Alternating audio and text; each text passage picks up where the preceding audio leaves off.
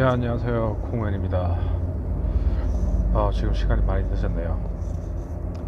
오늘은 멀리 갔다가 하노이로 지금 돌아가고 있는데요. 돌아가는 길에 문득 영상이 하나 찍고 싶으시더라고요. 제가 지금까지 베트남에 한 5년 정도 살았는데 호치민에 한 2년 반 정도 살았고, 그리고 또 현재 하노이에 한 2년 반 정도 살았습니다. 가끔씩 요즘 유튜버 분들 보면은 현지에서 뭐 한 달 살아보기 뭐 이런 주제로 막 글을 올리신 분들 있잖아요.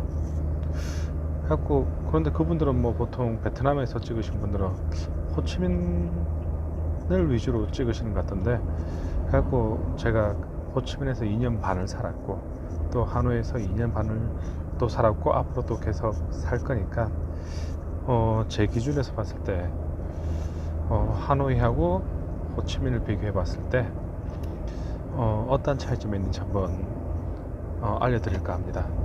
자, 첫 번째로 기후적인 측면입니다. 저는 개인적으로 겨울을 별로 안 좋아해요. 그래갖고 베트남에 살고 있는데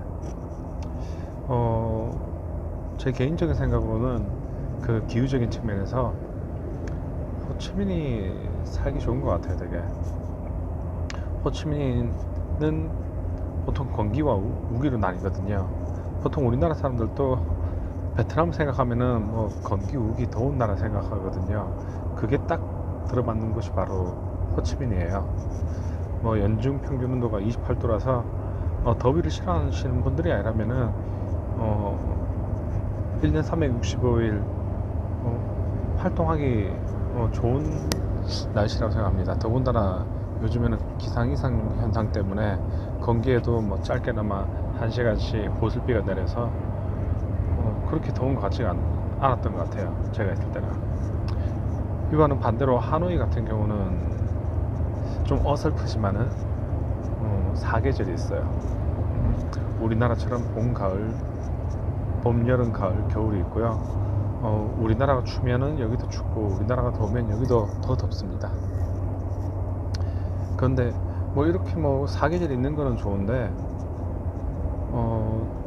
하노이에서 살기 힘든 게 되게 어려운 점이 하나 있어요. 이 기후 때문에. 뭐냐면은 습기가 너무 많아요.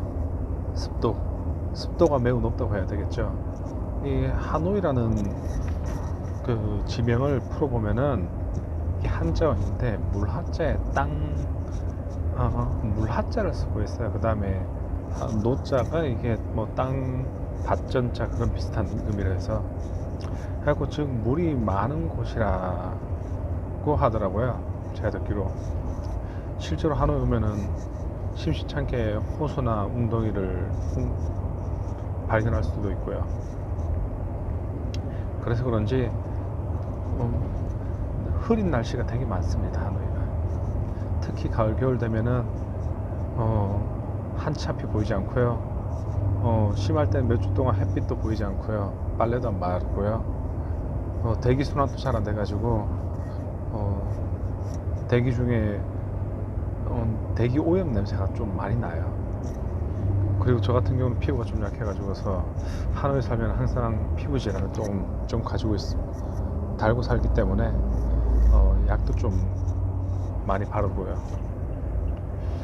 그래서 이 기후적인 측면으로 봤을 때는 제 개인적인 입장에서는 호치민이 되게 좋은 것 같습니다. 그리고 두 번째로 그 도시 발전적인 측면에서 본다면은 호치민이 제가 생각했을 때는 하노이보다 최소 10년 이상은 경제가 더 발전되었다고 생각합니다. 실제로 베트남에서 수도는 많은 분들이 오해하고 계신 게 호치민이 아니고 하노이가 수도거든요. 근데 보통 수도를 위주로 경제가 발전하기 마련인데, 이 베트남이라는 나라는 과거 남북전쟁 당시에 그 민주주의 진영이 호치민 쪽이었거든요. 그래서 그런지 문호 개방했을 때 호치민을 먼저 위주로 문호 개방이 되었고, 또 그 당시 때 이미 자본주의 맛을 보신 분들께서 호치민에 많이 포진해 있다 보니까는 더 빨리 움직이신 것 같아요. 그래서 그런지 호치민 쪽이 경제가, 즉 인프라적인 측면이죠. 인프라적인 측면에서 더 많이 발전이 되어 있는 것 같습니다. 그리고 또 실질적으로 하노이랑 호치민을 비교했을 때 그 현지 분들 소득 수준도 훨씬 높고요. 제가 알기로 호치민 내에서만 봤을 때 한 가구의 평균 GDP가 한 8,000불이 넘는 걸로 제가 알고 있어요. 반면 하노이 같은 경우는 한 5,000불이 넘고 있고, 이렇게 뭐 경제적 인프라 차이가 있다 보니까 호치민에서 살다가 오신 분들이 하노이로 오면은 너무 시골 같다고 여기시는 것 같아요. 그리고 상대적으로 너무 재미도 없고 좀 심심하다고 해야 되나? 그랬던 것 같아요. 더군다나 하노이 같은 경우가 통금이 있었어요. 3년 전까지는. 예를 들면은 여행자 거리나 호안게임에 가면은 밤 10시만 되면 모든 상점들이 문을 닫아요.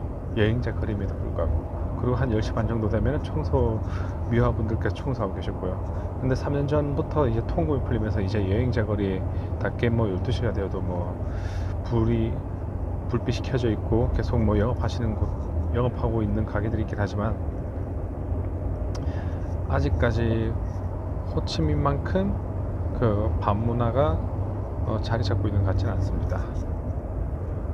그리고 세 번째 이제 물가 측면인데, 일단 물가 측면에서는 제가 생각했을 때 호치민이 더 상대적으로 좀 더 싼 것 같습니다. 이게 하노이 뭐 쪽에서도 뭐 약간 더 싼 것들이 있을 수도 있긴 하겠지만은, 전반적으로 봤을 때 제가 피부로 느끼기에는 호치민 쪽이 남쪽 지방이고 열대 지방이다 보니까는 이것저것 생산되는 것들이 많은 것 같아요. 예를 들면은 베트남 하면 떠오르는 게 코코넛이잖아요. 코코넛 체리 생산지가 남쪽 지방에 있거든요. 벤체라고. 코코넛만 기준으로 봤을 때 벤체 지방에 사 먹으면은 코코넛 하나에 300원이면 돼요. 근데 여기서는 하노이에서는 아무래도 수입을 하다 보니까 한 1,500원에서 2,000원 정도를 줘야 될 것 같더라고요. 그 외에 기타 물품들 같은 경우도 제가 생각했을 때는 느끼기엔 호치민 쪽이 더 싼 것 같았어요. 그럼 집세 같은 경우는 어떡하냐면, 뭐 현지 사람들은 하노이 쪽이 집값이 더 비싸다고 합니다. 뭐 현지 분들이 말씀하시는 거니까 아마 그게 맞을 수도 있을 것 같아요. 원래는 하노이라는 지역이 땅덩이가 좁고 호치민이라는 지역이 땅덩이가 커가지고서 상대적으로 호치민이 더 싸다 했는데, 그런데 저 같은 경우는 외국이다 보니까는 그 임대를 해서 살거든요. 임대하는 입장에서는 별 차이가 없는 것 같아요. 뭐 호치민이나 하노이나 별 차이가 없는 것 같아요. 더군다나 호치민 같은 경우는 계속 외국인 유입되는 인구가 매년 더 큰 폭으로 늘어나고 있어서 어찌 보면은 뭐 매물을 빨리 선점하지 못하면은 매물 찾기가 조금 더 힘겨운 부분도 있는 것 같습니다.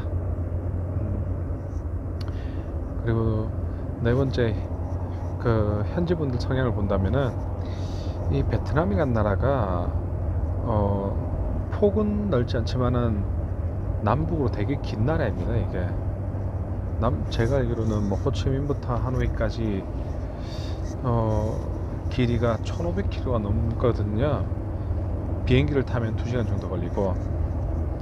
그렇다 보니까는 이 베트남이라는 같은 국가이지만 성향도 많이 좀 다른 것 같아요. 예를 들면 호치민 같은 경우는 먼저 문호 개방을 했고 또 발전되었다 보니까는 사람들이 좀 더 개방적이고 좀 더 열린 사고방식을 가지고 있다라고 볼 수 있는데, 이 하노이 같은 경우는 아무래도 공산 국가의 수도이고 또 정부 기관들이 많이 몰려 있다 보니까 되게 보수적이에요. 예, 사람들 성향이 되게 보수적이고, 그다음에 자존심도 세고 콧대도 높고 해갖고 좀 이런 부분이 일을 할 때 약간씩 좀 안 맞는 것도 있는 것 같긴 합니다. 이게 좀 어려운 부분이죠, 그게. 이 부분은 그때그때 지혜롭게 헤쳐나가야 되는 부분이죠.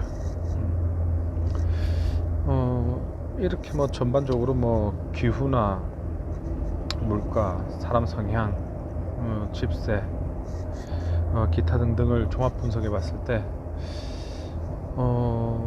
제가 생각했을 때 더 살기 좋은 곳은 아무래도 호치민 것 같습니다.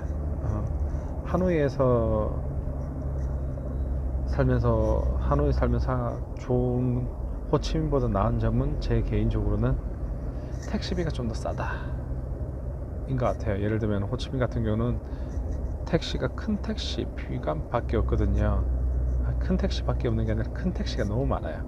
큰 택시가, 이게 택시가 베트남 같은 경우는 마티즈 사인 소형부터 중형차급 택시도 있고, 그 다음에 대형차급도 있는데, 호치민은 대형차급 택시가 되게 많아서 기본료가 소형차에 비해서 비싸고요.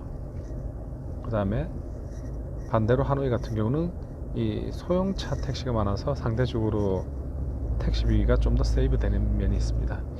이 부분을 제외하고는 제 개인적으로는 호치민 쪽이 좀 더 살기 좋은 것 같습니다. 이제 하노이 톨게이트에 다 왔네요. 오늘의 방송 여기까지 하겠습니다. 이상입니다.